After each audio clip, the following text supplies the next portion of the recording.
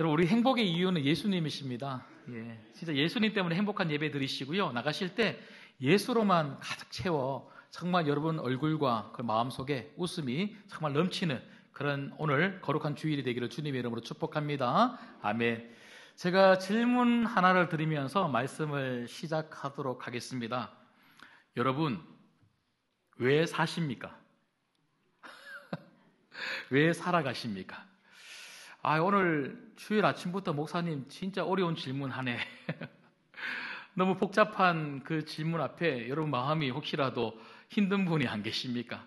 어떤 분들은요, 이런 질문을 하면 왜 사냐고 물으신다면 그냥 웃지요. 그냥 웃지요. 여러분, 왜 사냐라고 하는 이 질문은요, 어떤 철학자들이나 지식인들만 하는 그런 고상한 질문이 아닙니다. 모든 사람들이, 특별히 예수 믿는 성도들이라면요, 반드시 이러한 질문을 던져야만 하고 이 질문에 대한 대답을 가지고 살아야 되는 거예요. 물론 여기 계시는 분들은 다양한 삶을 살아가시는 분들이십니다. 다양한 직업을 가지고 있고요. 어떤 분들은 가정에서 가정주부로 계시는 분도 있고, 이 자리에는 학교를 다니는 대학생들도 이 자리에 있습니다. 여러분, 저는 우리가 어떤 직업을 가지고 살아야 하는가를 묻는 것이 아닙니다. 내가 어떤 직업을 가지고 살든지, 오늘 이 하루 살아갈 때, 그리고 내 인생을 살아갈 때 나를 정말 이끌어가는 의미 있는 목적, 인생의 목적이 있는가? 내 가슴을 뛰게 만들고 내 모든 에너지와 삶의 열심을 기꺼이 그 목적에 내려놓을 수 있는 그 삶의 존재의 이유가 내게 있는가? 그걸 물어보는 거예요. 여러분, 가지고 계십니까? 성경은 그 답을 예수님이라고 이야기합니다. 여러분, 이 자리에 있는 우리 모두는요, 예수님 때문에 사는 거예요. 내 삶의 이유와 존재의 목적은 다른 게 아닙니다. 예수님. 여러분, 이걸 너무나 잘 알았던 사도 바울이, 저는 사도 바울을 참 좋아하는데요, 사도 바울이 예수님을 만나고 난 다음에 인생이 바뀌었잖아요. 그리고 인생의 목적, 그 의미를 딱 찾은 사도 바울, 예수밖에 없다. 내게 예수밖에 없다. 그걸 알았던 사도 바울은요, 평생을 예수님을 위해서 살아가잖아요. 그리고 디모데후서 4장 6절에 보면 자신의 마지막 그 죽음, 임종 앞에 자신의 삶을 무엇이라고 규정하고 있습니까? 내가 전제와 같이 벌써 부어지고, 전제와 같이 부어지고. 여러분, 전제가 뭡니까? 포도주를 부어서 하나님께 드리는 제사, 예배의 방식이 전제 아닙니까? 사도 바울이 자신의 인생을 전제와 같이 부어졌다고 하는 말은요, 한 방울의 그 포도주와 같은 그 진액조차도 누구를 위해서 살았다는 겁니까? 예수님을 위해서 살았다. 여러분, 그러면 예수님을 위해서 산다는 게 도대체 뭘까요? 어떻게 살아가면 예수님을 위해서 사는 걸까요? 그냥 단지 교회에 열심히 오고 교회에 와서 들은 말씀을 가지고 삶 속에서 그렇게 말씀의 은혜를 가지고 살아가고, 이런 것도 참 중요하지만 우리는 그것 위에, 그걸 뛰어넘는 또 다른 삶이 우리에게 사명으로 주어지고 있다는 거예요. 그럼 저는 오늘 본문 말씀 한 군데를 더 보고 싶은데요, 빌립보서를 한번 찾아보겠습니다. 빌립보서 1장 21절 말씀을 한번 보겠습니다.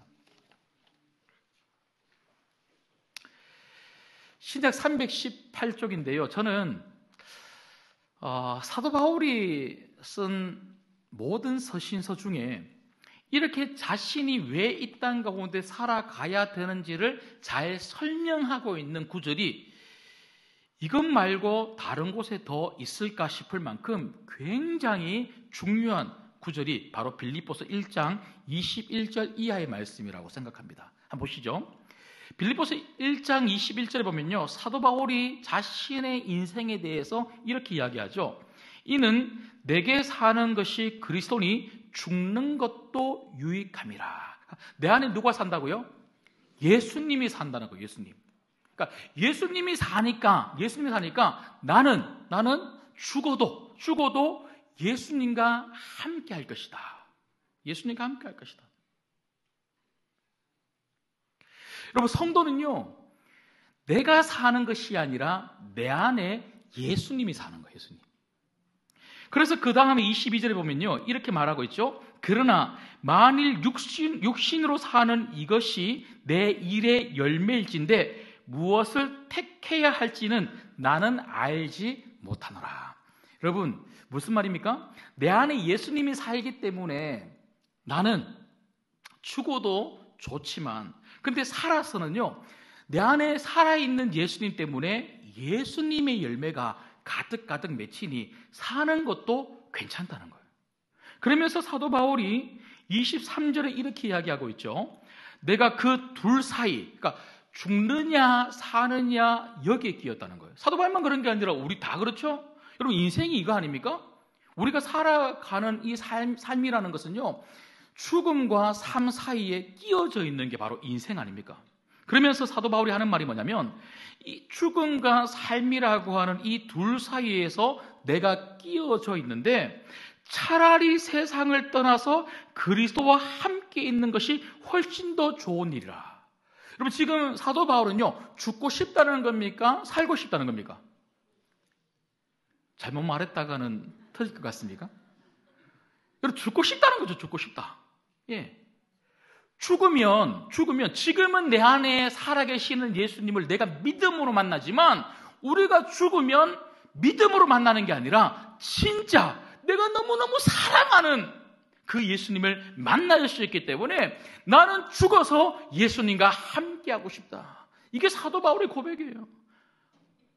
여러분, 여기 계시는 우리 성도님들 중에 죽고 싶은 분 계십니까?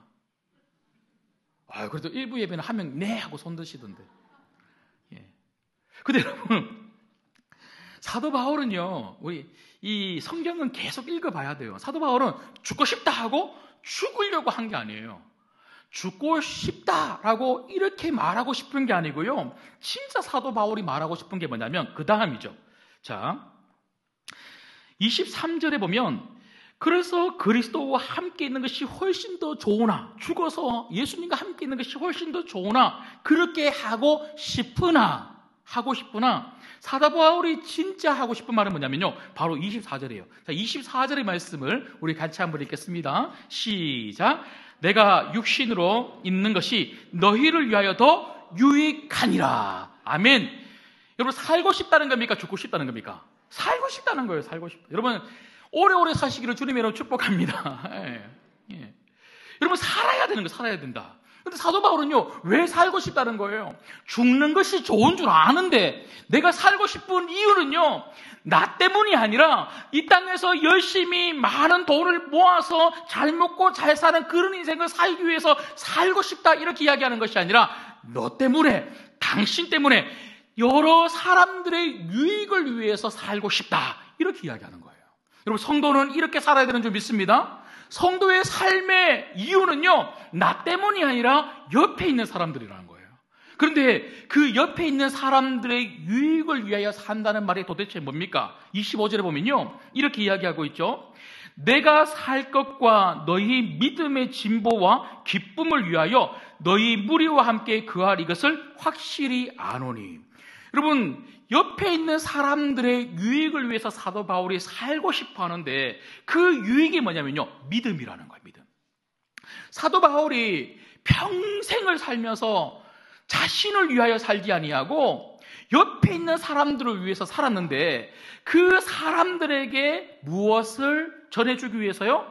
예수 그리스도를 믿는 믿음을 전해주기 위해서, 예수님을 믿도록 그렇게 살았던 사람이 바로 사도 바울이었다는 거예요.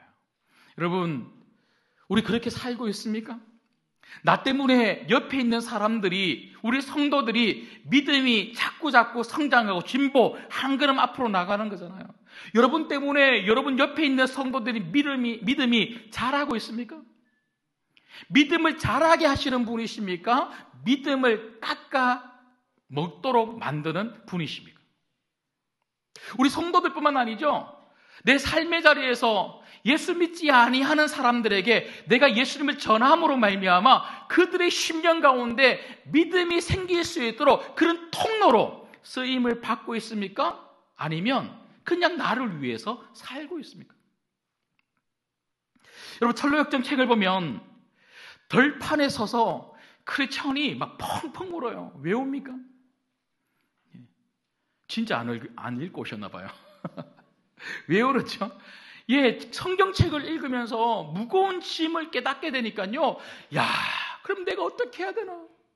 내가 어떻게 하면 구원을 받을 수 있을까? 무거운 짐과 구원을 어떻게 받을 수 있는지에 대해서 고민은 되는데 그 길을 모르니까요. 허들판에서 어디로 가야 될지 모르니까 펑펑 우는 거예요. 여러분, 세상 사람들이 그렇지 않습니까? 마음은 공허하고 삶은 무겁고 힘들고 버겁고 어떻게 해야 되는지 도대체 모르겠고 그래서 세상 속에서 방황하고 있는 수많은 사람들, 마치 한 남자 크리스찬처럼 그렇게 덜판에서 울고 있는 수많은 사람들이 있더라는 거죠. 그런데 그렇게 울고 있는 크리스찬에게 누가 나타나냐면요, 바로 전도자예요. 전도자가 나타나서는요, 양피지로 된 성경을 같이 읽게 하면서 회개의 복음을 전하죠. 그러면서 어떻게 합니까? 들판의 한쪽을 가리키면서 저 좁은 문으로 가라고. 저 좁은 문을 통과해야지만 거룩한 도성으로 갈 수 있다고 그렇게 전합니다. 여러분, 크리스찬에게 전도자가 없었다면요, 좁은 문이 어딘지 몰랐을 거예요. 좁은 문을 통과해야 되는지조차도 모르면서 그냥 들판에 서서 울면서 나 어떻게 해야 되지? 그냥 그렇게 방황할 수밖에 없었을 거예요. 여러분, 하나님은 이렇게 일하십니다. 전도자들을 세우셔서 그런 전도자들을 통하여 복음을 듣게 하고 그런 전도자들을 통하여 좁은 길이 무엇인지를 알게 하는 거예요. 여러분, 그렇게 쓰임받기를 주님의 이름으로 소망합니다. 우리도 그런 전도자들 때문에 교회에 왔고요, 그런 전도자들 때문에 교회에 와서 함께 말씀을 듣고 예수님을 믿고 이 믿음의 순례길을 우리가 뚜벅뚜벅 잘 걸어가고 있는 것 아니겠습니까? 내가 그런 전도자들 때문에 좁은 길을 알았다면, 예수 그리스도를 믿게 되었다면 나도 누군가의 전도자가 되는 것. 한 번, 두 번 그렇게 하는 게 아니고요, 내 평생의 삶이 전도자를 위한 삶이 되어야 한다는 거죠. 여러분, 그렇다면 오늘 저는 말씀을 통해서 우리가 전도자가 되는 것이 하나님의 뜻이라면 나는 어떤 전도자가 되어야 될 것인가? 전도자는 어떤 삶을 사는 것일까? 오늘 말씀을 통해서 몇 가지 살펴보려고 합니다. 첫 번째는요, 저를 한번 따라해 보시죠. 예수님을 전하기 위해서라면, 예, 조금 더 우리 같이 목소리를 맞추어서요. 예수님을 전하기 위해서라면 기꺼이 나를 내려놓아야 합니다. 여러분, 누구를 내려놓으라고요? 나를 내려놓아야 된다. 여러분, 예수님을 전하는 사람들은요, 자기를 내려놓은 사람이에요. 다른 말로 하면 우리가 왜 예수님을 전하지 못할까요? 내 평생의 삶을 왜 예수 전하는데 우리가 다 내 삶을 드리지 못할까요? 나를 못 내려놓아서 그래요. 여러분, 우리는 예수님을 믿으면서 혹시라도 그 예수님을 믿음으로 말미암아 더 나를 세우려고, 더 이 땅 가운데 기쁨을 누리고 행복하게, 그 기쁨과 행복이 뭔지는 모르겠지만 자꾸 이 땅에 있는 것으로 더 많은 것으로 누리려고 그렇게 예수님을 믿고 교회를 나오고 있지는 않습니까? 그런데 여러분, 오늘 말씀을 보시면요, 세례 요한이라고 하는 사람이 나오는데 이 세례 요한을 가리켜 오늘 본문은 뭐라고 이야기를 하냐면 예수님의 길을 예비하고 준비하는 사람이라고 그렇게 이야기하고 있죠. 여러분, 잘 아시는 것처럼 세례 요한이 등장하기 전까지, 신약이 열리기 전까지 여러분 400년 기간 동안 하나님 말씀이 들리지 않는 침묵의 기간이 있었어요. 구약의 마지막 장이 뭡니까? 말라기죠. 말라기와 마태복음, 이 사복음서, 신약이 시작되기 전까지 400년 동안 하나님의 말씀이 들리지 않은 거예요. 근데 여러분, 400년이 지난 뒤에 드디어 하나님은 세례 요한을 통하여 하나님 말씀을 들려주셨고, 그 말씀의 핵심이신 예수님을 전하도록 아주 중요한 사명을 맡기신 거예요. 여러분, 그러면 나 같으면요, 어떻게 말할까요? 야, 봐라. 400년 동안이나 하나님 말씀이 안 들렸는데 하나님이 내게 말씀하셨어. 하나님이 나를 사용하셔. 하나님 나를 사용해서 예수님의 길을 예비하고 준비하라고 나를 이렇게 보내셨어 하고 나를 드러내고 나를 많은 사람들에게 이야기할 수 있지 않겠습니까? 근데 여러분, 오늘 말씀해 보면요, 세례 요한은 절대로 그렇게 하지 않습니다. 자기를 드러내는 것이 아니라 예수님만 드러내는 거예요. 여러분, 특별히 오늘 말씀해 보시면 이사야 선지자가 아주 오래전 세례 요한이 등장하기 전, 태어나기 전에 세례 요한에 대해서 하나님 말씀을 가지고 예언한 게 있는데요, 한번 보시겠습니다. 3절 말씀 보시면 이렇게 말씀하고 있죠. 우리 같이 읽겠습니다. 시작. 그는 선지자 이사야를 통하여 말씀하신 자라. 일러스되 광야에 외치는 자의 소리가 있어 이르되 너희는 주의 길을 준비하라. 그가 오실 길을 곧게 하라. 여러분, 세례 요한을 가리켜서 어떻게 이야기하고 있냐면요, 광야에 외치는 자의 소리다. 소리. 여러분, 소리가 뭡니까? 소리는요, 명확하게 해야 될 말만 전달하고는요 사라지는 것이 바로 소리라는 거. 소리. 세례 요한은 자신의 정체성을 너무나 잘 알았기 때문에 자기는 소리의 역할만 하고 그냥 사라지면 된다는 것을 너무나 잘 알았기 때문에 소리의 그 역할, 예수님만 전하고는요 자기는 불꽃처럼 사라진 삶을 살았던 사람이 바로 세례 요한이었어요. 여러분, 오늘 말씀 읽어보시면 4절 말씀 한번 보십시오. 세례 요한의 대해서 오늘 성경은 어떻게 이야기하고 있습니까? 세례 요한은요, 낙타털 옷을 입고 허리에 가죽띠를 띠고 음식은 메뚜기와 석청이었더라. 여러분, 이 말씀이 가지고 있는 의미가 뭡니까? 세례 요한이 가난하게 살았다. 예수님 위해서 살면, 예수님 전하면서 살면 가난하게 산다. 여러분, 그런 걸 이야기하는 겁니까? 아닙니다. 세례 요한의 관심은 자신에게 있지 않다는 것을 보여주는 거예요. 내가 얼마나 좋은 옷을 입고 있는가, 내가 얼마나 많은 풍부한 음식을, 맛있는 음식을 먹으면서 30평, 40평, 50평 아파트에 살면서 좋은 차를 몰고 그렇게 다니고 있는가. 여러분, 세례 요한은요 거기에 관심이 있는 게 아니라 오직 내가 어떻게 하면 소리로 예수 그리스도를 전하는 사람으로 살 수 있을까? 그리고 나는 사라질 수 있을까? 여러분, 우리하고 좀 너무 다르지 않습니까? 여러분, 우리는 예수님을 믿고 어디에 관심을 두고 있습니까? 예수님을 믿고 우리의 관심이 여전히 이 땅 가운데 있으면서 어떻게 하면 예수 잘 믿어서 이 땅에서 잘 살까? 어떻게 하면 교회 잘 다녀서 하나님으로부터 많은 복을 누려서 이 땅에서 편안한 삶을 살까? 복음이 이야기하는, 성경이 이야기하는, 예수님이 이야기하는 관심과는요 너무 다르게 우리가 사는 거예요.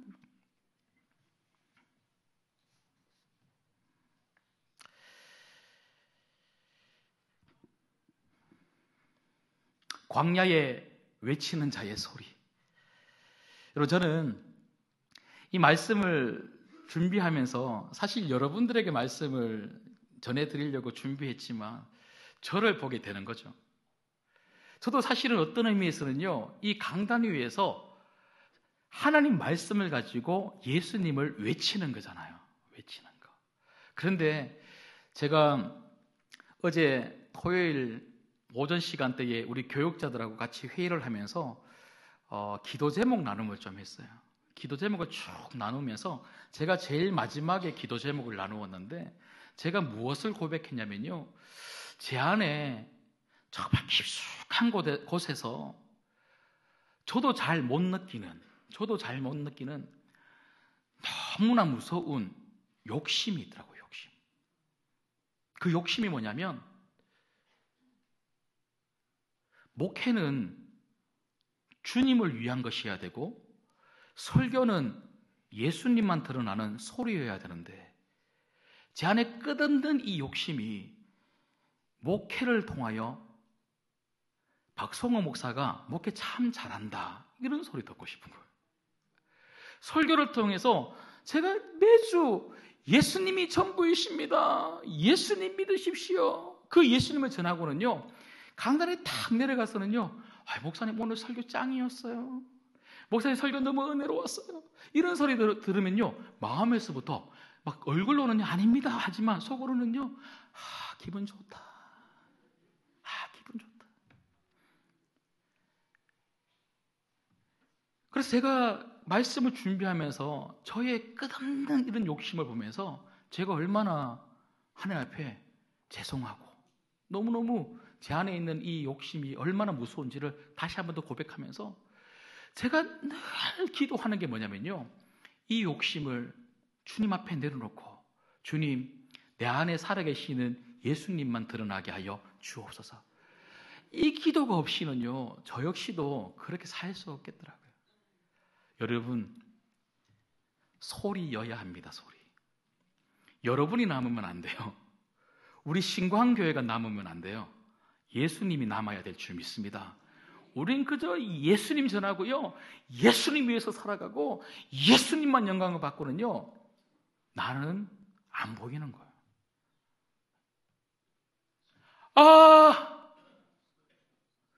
여러분, 이렇게 소리를 내고는 여전히 누가 나 좀 안 봐주나 이러면요, 안 된다는 거예요. 그거 어떻게 됩니까? 예수하고는요,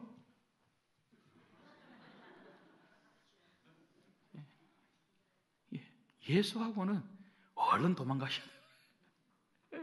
여러분, 예수님만 늘 높이시기를, 여러분은 보이지 않으시기를, 그게 여러분들에게 기쁨이요, 그게 여러분들에게 감사가 되기를 주님의 이름으로 축복합니다.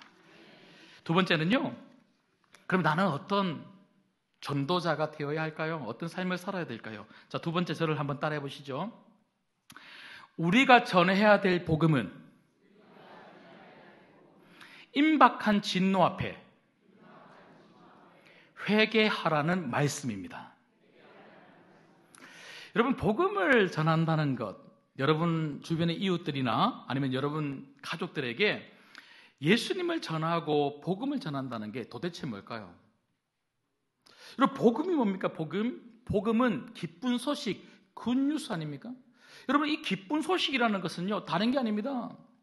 예수님 믿으면 병이 낫는다더라, 예수님 믿으면 인생이 잘 풀린다더라, 예수님 믿으면 잘 살게 된다더라, 돈 많이 벌리게 된다더라. 여러분, 이게 복음이 아닙니다. 잘못하시는 거예요. 절대로 그거 복음 아닙니다. 절대로 그거 복음 아닙니다. 복음은 뭡니까? 예수님이 우리 죄를 위하여 십자가에 자신의 생명을 내어 주셨다는 거예요.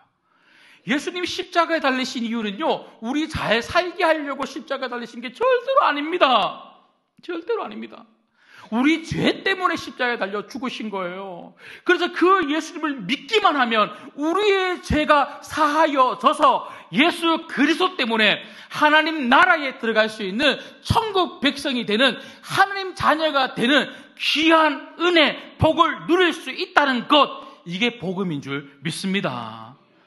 이걸 우리는 믿고 이 자리에 있는 거고요, 우리가 만나는 모든 사람들에게 이 복음을 전해야 되는 거죠. 이 복음이 사람들의 심령 가운데 하나님 나라를 오게 하는 거예요. 여러분, 요즘 우리나라 상황이 너무 안 좋고 이 말 한마디 하는 것도요, 굉장히 민감합니다. 잘못 말했다가는 막 큰일 날 것 같아요. 큰일 날 것 같아요. 그래서 제가 지난주 금요일에도 이런 말씀 드리면서, 탄핵을 찬성하는 분 손 드십시오, 탄핵을 반대하는 분 손 드십시오, 이렇게 한번 해볼까요 했더니 모두 다 웃고 말더라고요. 여러분, 저는 대한민국의 위기가 여당, 여당의 정치인들이 잘못해서 대한민국에 이렇게 위기가 오고, 정부가 대통령이 뭐가 잘못해서 우리가 그렇게 생각하시는 분들도 많이 계시는데요. 여러분, 대한민국의 진짜 위기는요, 복음이었기 때문에 그래요. 복음이었기 때문에. 여러분, 우리 진짜 이걸 믿음으로 고백해야 돼요. 죄인이 만들어내는 그 조직과 프로그램과 모든 교육의 방안들이 여러분 아무리 완벽하게 그렇게 만든들, 그 어떤 나라와 비교해도 손색이 없을 정도로 그렇게 만든들, 여러분 대한민국이 정말 행복한 나라가 될 수 있겠습니까? 여러분, 오늘 우리가 누리는 모든 것들은 꼭 이게 정치적인 것뿐만 아니라 사회적으로도 이 나라가 얼마나 힘든 상황 가운데 있습니까? 여러분, 우리가 세상 속에서 우리가 경험하는 모든 것들은요, 죄의 결과입니다. 죄의 결과. 그래서 여러분, 우리는 현상을 바꾸려고 하면 안 되고요, 사람을 바꾸려고 해야 되는 거예요.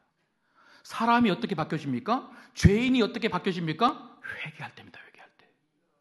그래서 여러분, 우리는요, 사람들 보고 그냥 교회 다니십시오. 교회 열심히 다니다 보면 행복해질 겁니다. 교회 열심히 다니다 보면 우리가 세상에 나가서 말씀대로 살다가 보면 그러면 세상이 좋아질 겁니다. 아닙니다. 절대로 그렇지 않습니다. 예수님 시대 때도요, 말씀대로 살았던 수많은 바리새인들과 서기관들이 있었지만 절대로 그런 일이 일어나지 않았습니다. 왜냐하면 예수 그리스도 앞에 회개하는 심령들이 많이 없었기 때문에 그래요. 저 지난주 설교하고 집에 갔더니 저희 아내가 여보 목 안 아파요 그래요. 왜 그러냐 했더니 왜 그렇게 소리를 치냐고. 여러분 답답해서 그래요. 진짜. 주님 곧 오시는데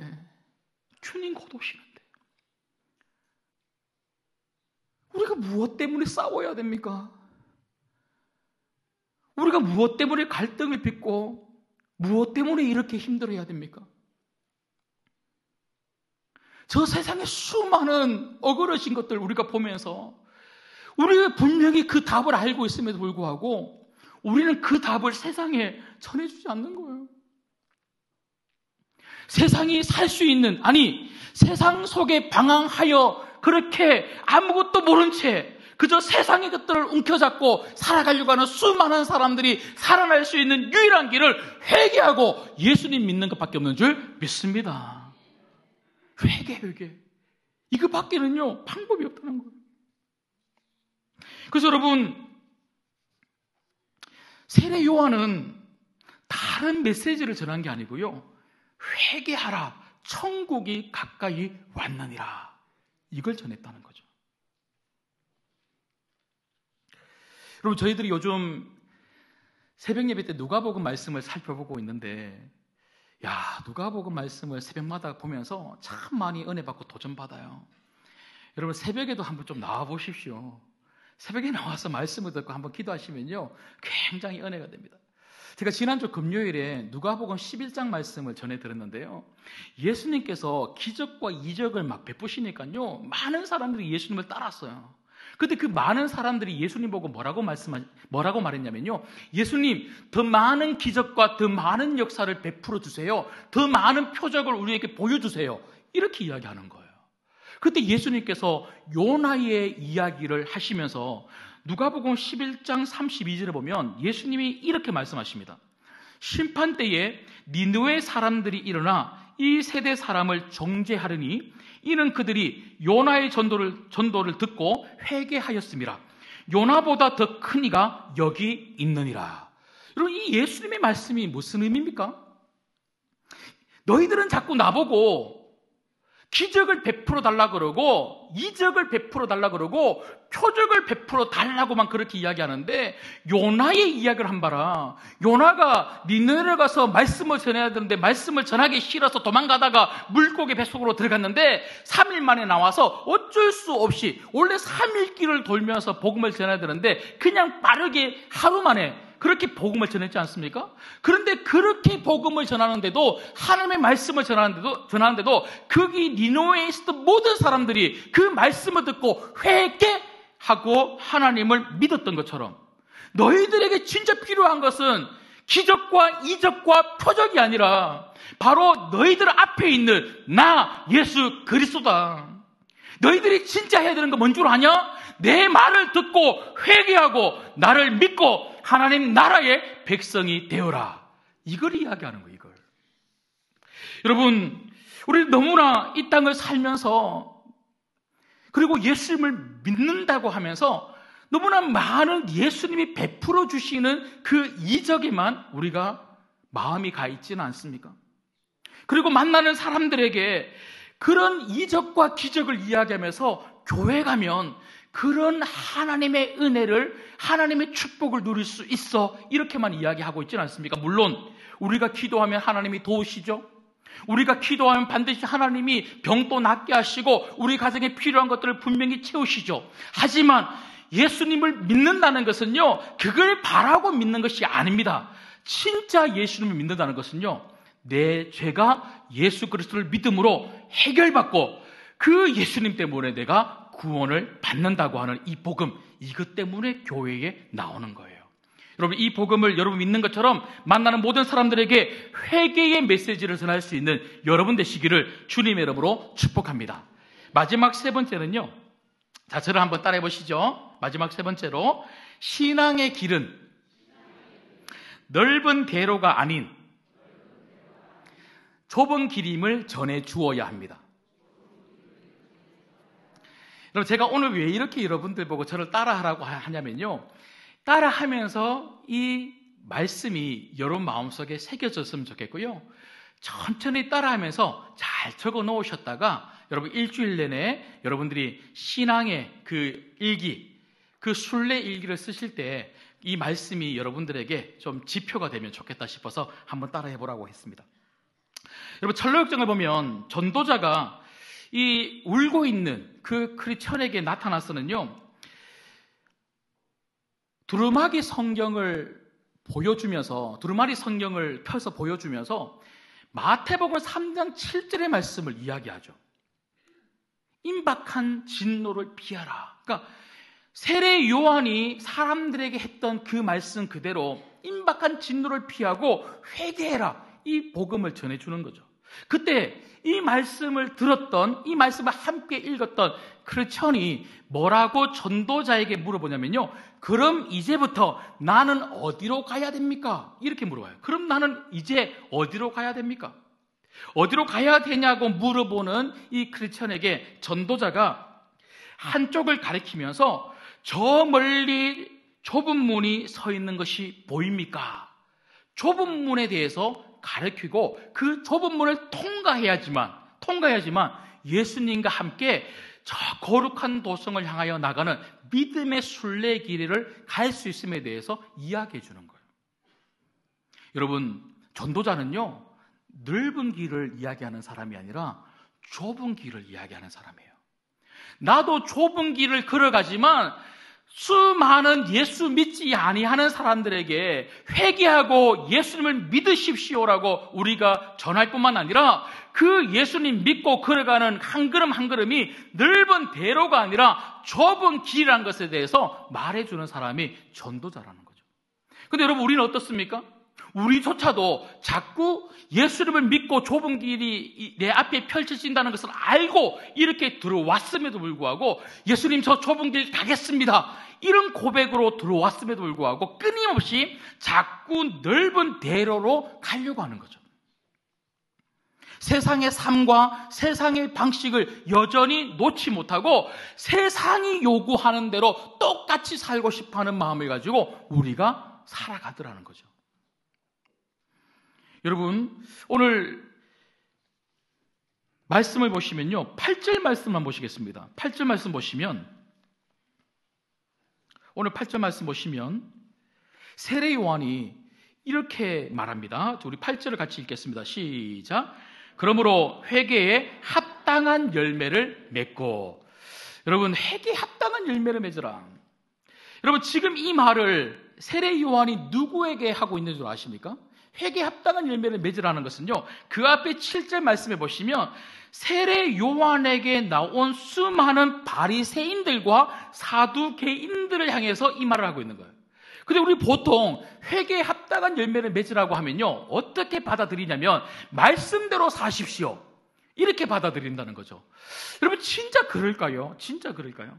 여러분, 지금 이 말을 듣고 있는 사두개인과 바리새인들은요, 어떤 사람들입니까? 감히 우리가 따라갈 수도 없을 정도로 하나님 말씀을 너무나 많이 알고 있고, 여기 있는 저를 포함해서 누구도 따라갈 수 없을 정도로 하나님 말씀을 많이 알고 있고, 그 말씀을 문자 그대로 삶 속에서 지키고 있었던 사람들이 바로 바리새인과 사두개인들이었어요. 근데 그런 사람들 보고 지금 세례 요한이 말씀대로 사십시오, 이렇게 이야기했겠습니까? 아닙니다. 오늘 보면요, 어떻게 살라고 합니까? 회개에 합당한 열매를 맺으며 살라고 그래요. 회개에 합당한 열매를 맺으며 살라. 여러분, 합당하다는 말이 뭡니까? 사과나무는요, 사과 열매가 맺히는 거고요, 배나무는 배가 맺혀야 되는 거고, 포도나무는 포도 열매가 맺혀야 되는 거예요. 그러면요, 회개에 합당한 열매를 맺으라는 것은요, 회개에 맞는 열매가 맺혀야 된다는 거죠. 그럼 제가 앞서 말씀을 드렸죠. 회개가 뭡니까? 내가 죄인이라는 것을 예수 그리스도 앞에 고백하고 그 예수님을 나의 구주로, 주인으로 받아들임으로 말미암아 예수 안에서 하나님 자녀로 다시 태어나 예수님이 걸어가신 그 길을 함께 걸어가는 사람, 이게 바로 회개라는 것이고 회개의 열매라는 거예요. 여러분, 다른 이야기로 하면요, 제가 설교를 시작하면서 처음 사도 바울에 대해서 말씀을 드렸던 것처럼 우리가 회개하고 예수님을 믿는다는 것은요, 내 안에 과거에 나는 죽고 내 안에 살아있는 분은 예수님밖에 없음을 믿음으로 고백하고 그렇게 살아가는 사람, 그게 바로 성도라는 거죠. 여러분 삶 속에 이런 회개에 합당한 열매, 예수님이 걸어가셨던 그 좁은 길을 함께 걸어가고 있는 그 삶이 여러분들에게 있습니까? 여러분, 저는 오늘부터라도 평생토록 이 회개에 합당한 열매, 예수 그리스도의 열매, 주님의 생각을 하고 주님의 말을 하고 주님이 살아가셨던 삶을 살아가며 주님이 걸어가셨던 그 좁은 길을 함께 걸어갈 수 있는, 그 좁은 길 위에서 기쁨을 누릴 수 있는 여러분들이 되시고, 그 좁은 길을 많은 사람들에게 전할 수 있는 복된 성도들이 되기를 주님의 이름으로 소망합니다. 기도하겠습니다.